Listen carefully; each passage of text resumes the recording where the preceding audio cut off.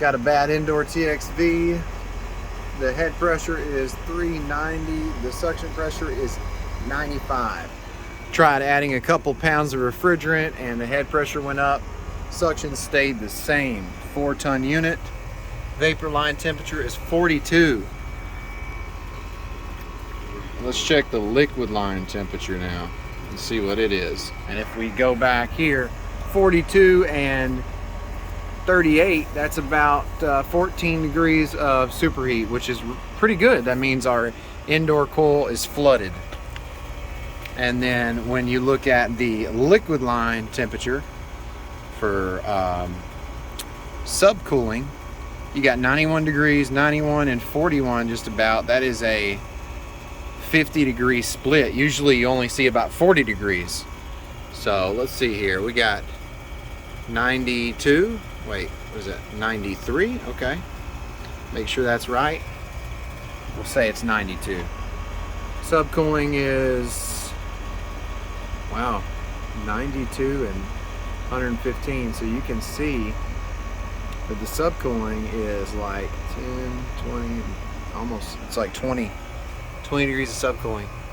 So too much liquid in the condenser and just the right amount in the evaporator. And we're using the indoor TXV, not the outdoor TXV during the cooling mode. So if we were, we only use the outdoor TXV during the heating mode. So I know it's not the outdoor. I'm gonna go ahead and change the indoor TXV and show you the pressures.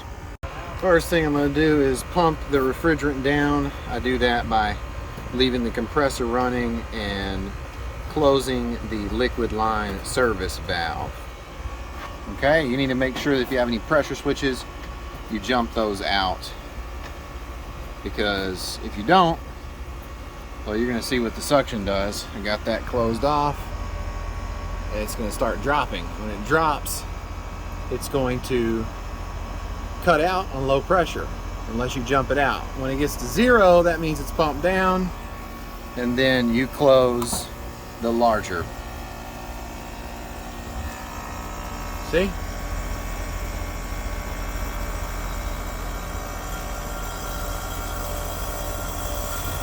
Alright, it's at 0. Now, close this one and turn it off. Now the refrigerant is pumped down in the outdoor unit. You can use Allen tool. You can use a service valve wrench, which is much easier. And when you get done, oh, it's pumped down. Pull the power.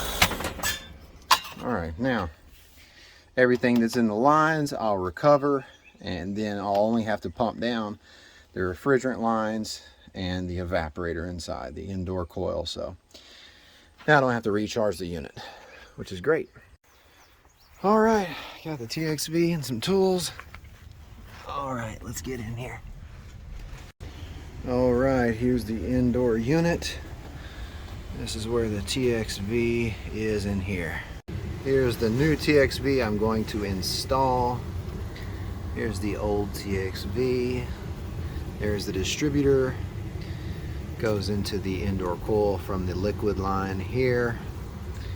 And this right here, oh, we're gonna have to braze the next one in. So, oh, okay, so I'll have to probably drill a little hole. Okay, here's the old TXV. Had to use my tubing cutters, and I had to pull this out of here so I could actually use my tubing cutters and get in there to cut the liquid line away from the TXV. Now I got the new TXV. I've got it out away from the indoor coil. I'm going to use my oxyacetylene torches, and I'm going to braze it in, get it ready. That way I can connect this to this. I'm done brazing that liquid line connection. Always use a wet rag, otherwise you'll burn the valve up.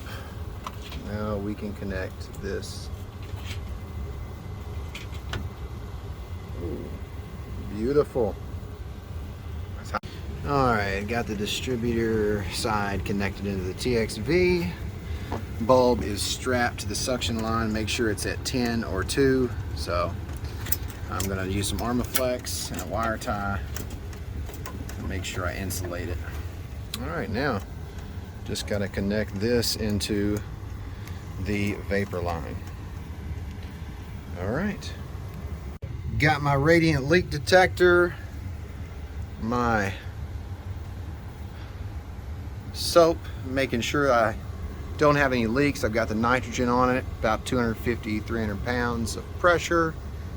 No leaks. Awesome. Let's put the door on, get out of here. Go ahead and pull the vacuum. Door's back on. I'm gonna get my torches and my tools and go hook up the vacuum pump. Beautiful. All right, I need to unhook the nitrogen tank, but yeah, got it on 200 PSI. Waiting on the vacuum. Open the valves back up. Make sure you open the vapor line first before you open the liquid line. Disconnect back in, unit just started. Got both the valves open. Suction line, service valve, liquid line, service valve. Put the caps on. Let it run a few minutes, and our pressure should be good this time. So hopefully this unit is fixed. All right, now look at these pressures. 125 on the suction and 375 on the head. Vapor temperature is 48. It was 43. So now should be working a lot better. 43 and 94.